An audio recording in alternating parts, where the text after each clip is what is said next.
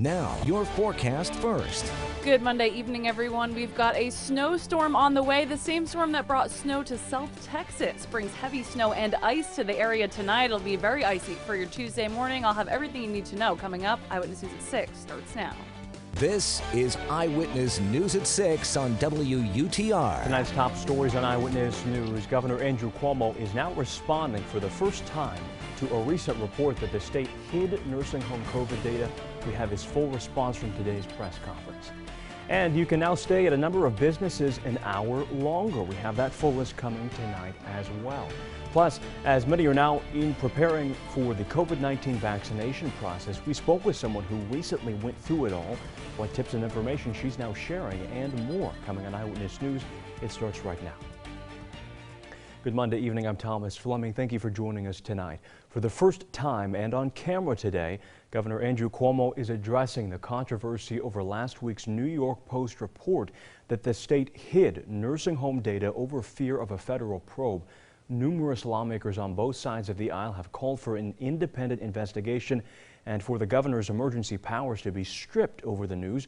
Our Capitol correspondent Karina Capabianca has your latest from the governor's briefing. Governor Cuomo acknowledging today that if he could rewind the tape when it came to releasing requested nursing home data, his administration should have put it out sooner. I understand the public had many questions and concerns, and the press had many questions about nursing homes primarily. And I understand that they were not answered quickly enough. And they should have been prioritized and prioritized those requests sooner. The governor maintains that the state was working on fulfilling a Department of Justice request instead. We paused the state legislature's request. We voluntarily complied with the DOJ request for information. While the governor says the state Senate and Assembly were aware, Democrat State Senator Alessandra Biaggi tweeted that he did not tell the entire Senate or Assembly that there was a DOJ investigation as the reason why he didn't share the nursing home numbers. The New York Post was first to report that during a meeting with committee chairs last week, Secretary to the Governor Melissa DeRosa said following the August DOJ letter, "Basically, we froze because then we were in a position where we weren't sure if what we were going to give to the Department of Justice or what we give to you guys, what we start saying was going to be used against us while we weren't sure if there was going to be an investigation." Several lawmakers have called for an independent investigation with subpoena power, but Governor Cuomo maintains that the state has always accurately reported deaths, whether they happened in hospitals or nursing homes. The New York State DOH has always fully and publicly reported all COVID deaths in nursing homes and hospitals. In Albany, Karina Capabianca. You can now stay at the gym, the bar, and the casino a little longer as New York's COVID numbers decline. The governor is further extending the list of businesses that can stay open to 11 p.m. The governor recently signed an executive order allowing bars, restaurants, and other businesses with state liquor licenses to stay open an hour longer. The governor has now signed another order extending additional businesses' closing times by that same amount, and that includes gyms and other fitness centers, billiards halls, and casinos. He says this is in response to a recent dip in infections. The state's infection rate is now the lowest it has been since November 30th. Snow and ice is expected tonight, and it will make travel difficult into tomorrow morning. And we did not want to wait until after the commercial break to give you a look at what's coming. For the latest on that, we'll send it to our chief meteorologist, Colleen Hurley, who's outside. Colleen, what's coming our way? Thomas, we have heavy snow on the way. This is actually the same storm that came all the way from the Gulf of Mexico earlier on today. Heavy snow will be arriving later this evening. That leading edge likely moving in between 8 and 11, and the snow will be heavy at times overnight tonight, coming down at 1 to 2 inches per hour and reducing visibility up to half a mile or less. Now, in addition to that snow, you'll see the pinks there. That means we have some ice possible later on tonight and into tomorrow morning. Freezing rain and sleet, both possible. That will make for a very slippery Tuesday morning. Now, with a storm like this, with snow and rain and freezing rain and sleet all mixing in, makes snowfall totals Very difficult to predict, but here we're looking at about 6 inches or less from Utica South and 6 inches and up from Rome on north. Of course, we do have that sleet and freezing rain mixing in on top of the snow, which will work to reduce those snowfall numbers tomorrow. And we have another round of this wintry weather expected later in the week. I'll have more on that ahead. Thomas? Colleen, thank you. And we saw the damage it caused in states like Texas and my home state of Oklahoma. Be careful out there this week. More people are becoming eligible for the COVID vaccine. However, booking vaccination appointments has not been an easy process, and those who were able to book still have a long wait time. Eyewitness News reporter Shalon Stevens spoke with a school teacher and a friend to Eyewitness News who traveled an hour just to get vaccinated because her appointments were canceled twice here in Oneida County. We finally have a vaccine and more people have become eligible. But it's not the 2 shots in the arm that is difficult. It's registering to get them. It definitely took probably in total a few hours of my time just sitting in front of my computer whenever I had a few free minutes to, search the appointments, try to find something. WUTR lives in New York Mills, but scheduled her vaccine in Syracuse because her appointment got canceled twice when trying to schedule through Oneida County's website. As soon as I got to the end, it was it either didn't go through or it did go through. And then I got an email not too long after that it was canceled. Thanks to her mother, she was able to get her first vaccine on January 18th. I actually heard through my mom, who was also an educator. She got hers through the Syracuse Fairgrounds. She sent me the link to that, and she had gotten that from people at work. But it's been unclear about what documentation is needed to get vaccinated. So she printed everything out in fear of getting turned away. I just happened to get a W-2 in my mailbox. So I brought that with proof that, I work for a school. So when you were there at the fairgrounds, what actual documents did they take? The first time they took my driver's license. They did take my W-2. I brought my school ID card too, just in case they didn't take that. As long as it said, that I worked at a school district, and they did take the little confirmation number thing that I printed out too. But going back for the second round was seamless. You do get, your little vaccine card.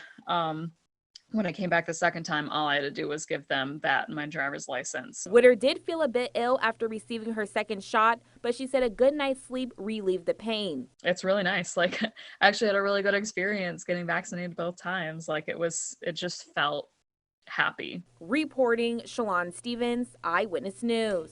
And it's always good to see Rachel. She was the chief meteorologist when I got here back in 2019.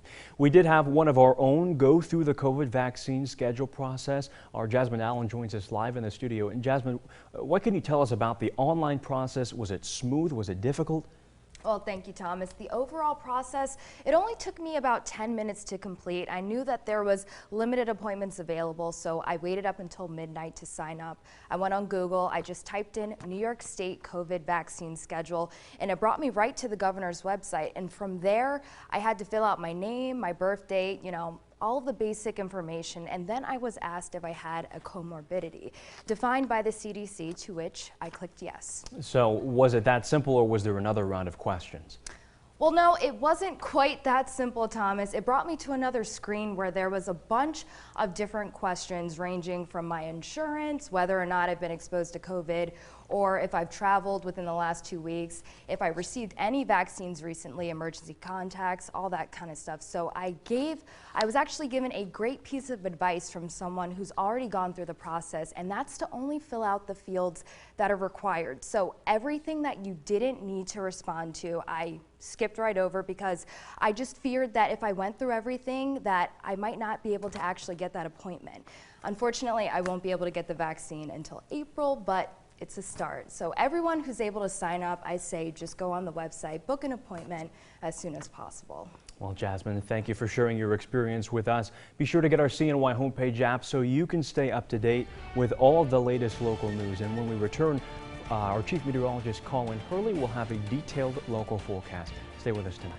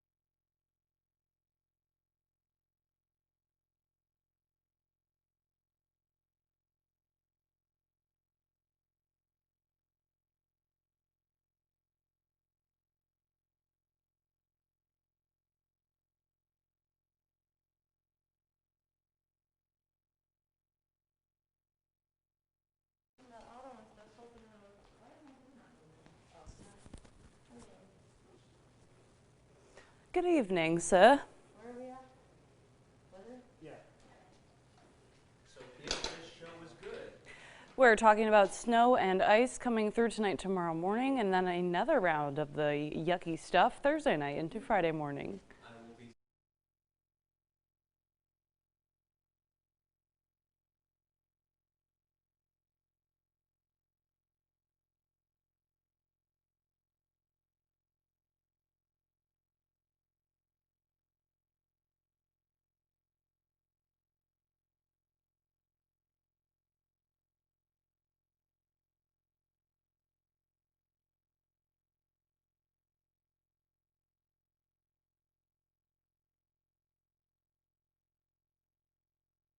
Like I had.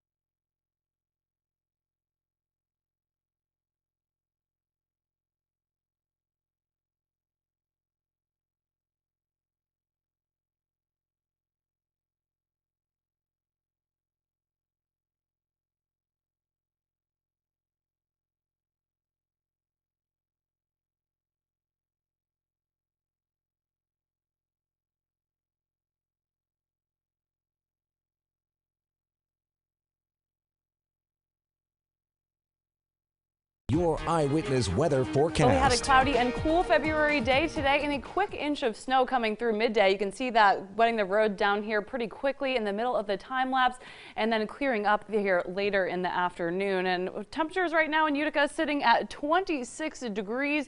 Luckily right now our wind is calm. And we're seeing our feels like temperature also in the mid-20s. Now we're going to hit our low temperatures here pretty soon, just a few degrees cooler than where we're at now. And then temperatures actually rise towards morning. And we're seeing just a few very light flurries in the area right now. You'll see this area of snow heading toward Oneida Lake as well. Just a few light flurries here over the course of the next several hours until our next storm arrives. The leading edge already in Erie, Pennsylvania, heading towards Buffalo. You can see this storm moving through. This is the one that came all the way from the Gulf of Mexico earlier on today, and we'll see that leading edge of this more moderate snow arriving in the Mohawk Valley here tonight between 8 and 11 p.m. and that'll be overspreading the area. We'll see that snow heavy at times tonight, so this could be coming down at 1 inch per hour to 2 inches per hour. That's coming down pretty quick and also reducing visibility to a half a mile. You'll see that heavy snow still here 2-3 in the morning. After that is when the ice will be possible. Sleet and freezing rain here possible around the 5 o'clock hour. You'll even see some rain possible in the Oneonta area, and we're still seeing that here at 7:30. So during the morning commute tomorrow morning, lots of sleet and freezing rain possible, which will make for some very slick roads.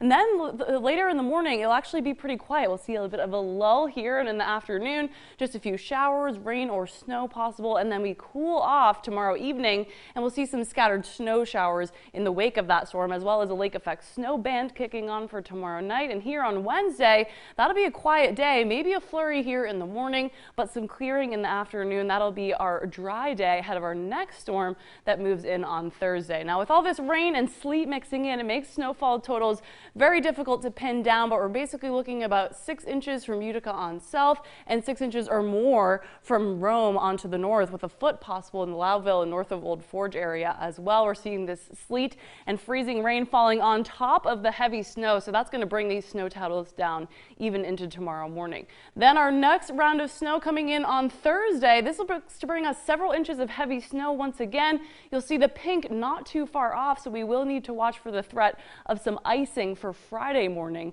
later on this week as well. So overnight tonight, we're going to hit our low of 23 pretty soon here. Then temperatures will actually rise through the rest of the night as that heavy snow moves through. We'll see that ice in the morning, and then just some scattered showers for tomorrow afternoon, some snow showers into tomorrow evening, and then a very cold night overnight tomorrow night. We'll be getting down into the single digits, and we will have a cool day on Friday as well. It appears that my weather graphics have frozen here, so we'll get you your 7-day coming up in a few minutes. We've got more Eyewitness News. Oh, here's the 7-day forecast for you. More snow Thursday, Friday. Chilly this weekend with lake effect on Saturday, and another wintry mix possible Monday of next week. More of your local news coming up on the other side of the break.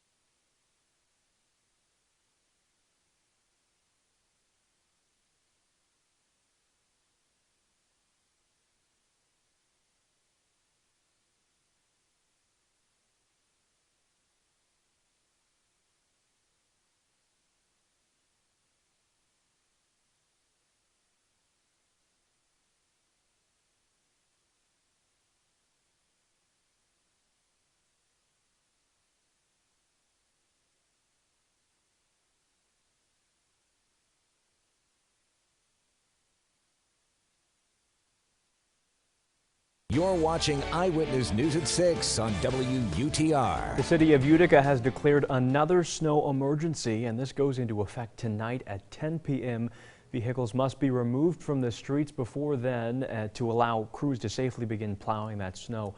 And those who do not remove their vehicles, you could be ticketed or towed at your expense. And the snow emergency will remain in effect until further notice.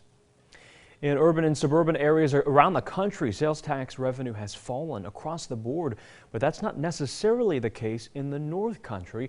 Our Chase Campbell has that story. Over the course of the pandemic, sales tax across the nation has been in decline, but not in Old Forge. In the North Country now, throughout the past year, it's up about 2%. We have been up in our sales tax revenue here. A large part of that is a seasonal population deciding to stay in Old Forge long term. And we have people that are here using their seasonal places that they usually rent out or they use on an occasional basis. They're here midweek now. Those seasonal residents staying full-time also means more consistent traffic on snowmobile trails. It's making it difficult to care for them. Taking care of those trails with the traffic that we've gotten, especially the weekday traffic, we're used to being crushed on the weekends. This many year-round residents are not something the businesses in Old Forge would normally be accustomed to, but traffic is not unfamiliar to them. The businesses, the business community, by and large, is really dealing well with this because they're used to it. They're usually hoping for it, but they're used to it now. The winter tourism season has continued a year of increased business for the North Country. From Old Forge, Chase Campbell, Eyewitness News. And I have to get out there pretty soon before everything closes up. Still much more to come on Eyewitness News at 6. When we return, our sports director, David Edelstein, will have all your sports news.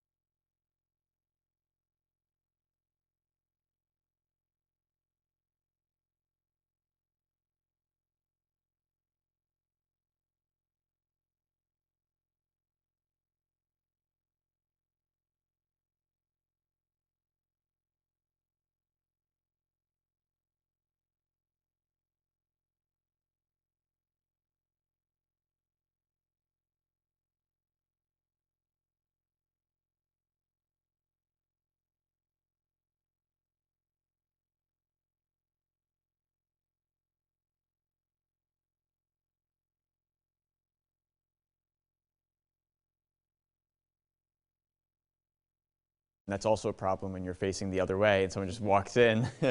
We need a bell on the door. No, but the bell would make it even louder, so that would be really ironic. What's up, guys? We got a lot of comments.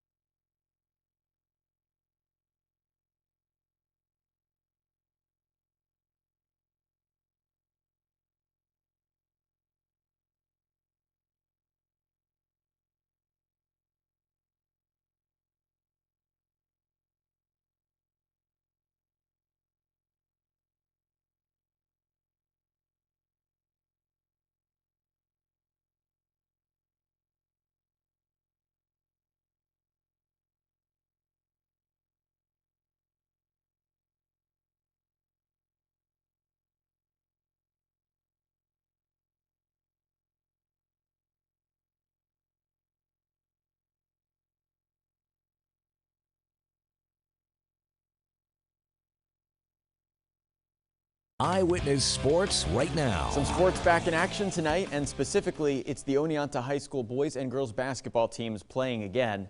This afternoon, the teams face Windsor for the second time in this very short season. The Yellow Jackets girls topped the Knights 58-48. Ange McGraw led with 18 points. The boys beat Windsor 57-33. Matt Schultz led that game with 21 points. The Utica Comets were back in action this weekend. They played at the Binghamton Devils in New Jersey, And just in case you missed the game or only heard it on radio, this game literally went down to the final shot. Early on, power play for the Comets, and Sam Annis takes it, finds Cole Lind, the one-timer, and he scores. Quickly, Lind with his third goal in 3 games. It's 1-0 Utica less than 5 minutes in. Binghamton ties it up at 1, then Carson Folks scored his first pro goal. Comets lead, and then Annis again, Lind again, one-timer again. And there, Lind scores another power play goal in the first period. 4 goals in 3 games put him at top of the league in scoring, but the Devils tied it up at 3 in the second. But there, the Comets shorthanded. Dakota Joshua and John Stevens volley, and Stevens put that one in the back of the open net. His first game of the season makes it 4-3 Utica. Scoring went back and forth, so now a shootout. Annis scores. It's 5-5, by the way, in the shootout. Then the Devils also score, so it's tied at 1. There's Sven Berchi. This one's blocked away. The Devils go forward. This one also goes wide of the net. Jake Kiley laying out. And then here it is. Ranke scores. You saw it there. The Comets win on the final shot after Kiley blocks the goal after that, making it a 6-5 shootout win. Utica now tied for second in the North Division. Just a reminder, by the way, you can catch all Comets home games this season on our sister station, WPNY. We'll have your Comets Face-Off pregame show starting half an hour before each of those home games this year.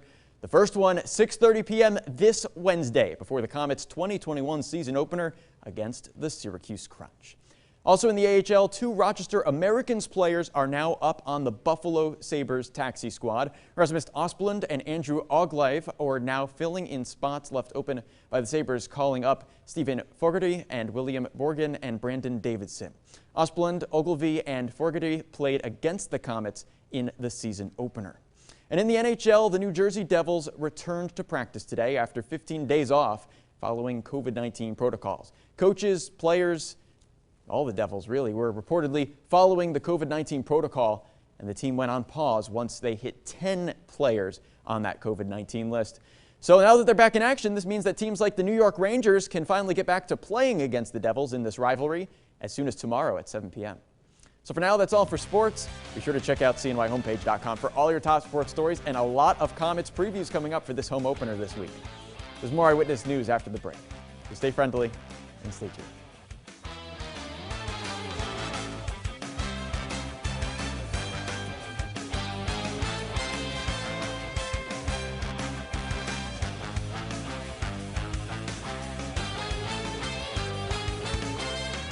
This week, the former president's second impeachment trial. After the closing arguments and the final vote, what do voters on both sides think about the results with so much at stake? World News Tonight with David Muir is America's #1 most watched newscast.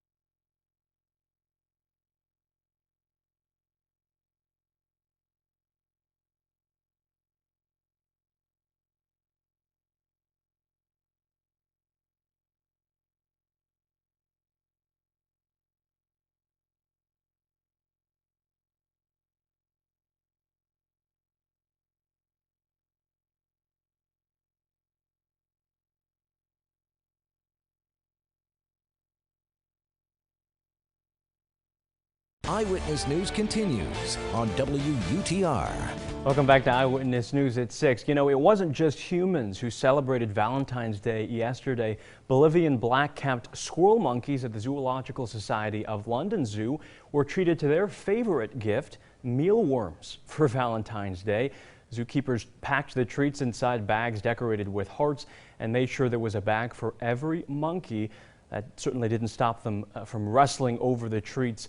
And the London Zoo does remain closed due to the pandemic, putting a financial strain on the conservation charity, which is reaching out to the public for donations. And it's funny, when I've given girls mealworms for Valentine's Day in the past, I did not get a positive response, so I don't know what's going on there. Before we leave tonight, we'll send it over to our chief meteorologist, Colleen Hurley, for a final look at that weather forecast. Colleen? Roads will be slippery later tonight as heavy snow starts to come down. Then we'll see that wintry mix late night and into tomorrow morning before a bit of a lull, then some scattered showers for the afternoon and evening tomorrow. It'll be very dangerous travel late tonight and early tomorrow morning, so be very careful out there. Tomorrow night, a hard freeze down to 8 degrees in Utica, and we have a cold day Wednesday, but that'll be a bit of a break in between storm systems. Maybe just a flurry in the morning, otherwise quiet. Our next round of snow arrives late on Thursday. Another round of heavy snow for Thursday night with ice possible into Friday morning. Then some lake effect snow on the backside as we head into the weekend. We will look at another break, it appears, on Sunday before a wintry mix once again possible Monday of next week. Thomas? It never ends, Colleen. Thank you. Be careful out there tomorrow. That's Eyewitness News at 6. ABC World News Tonight is next. We hope to see you right back here tomorrow. Good night.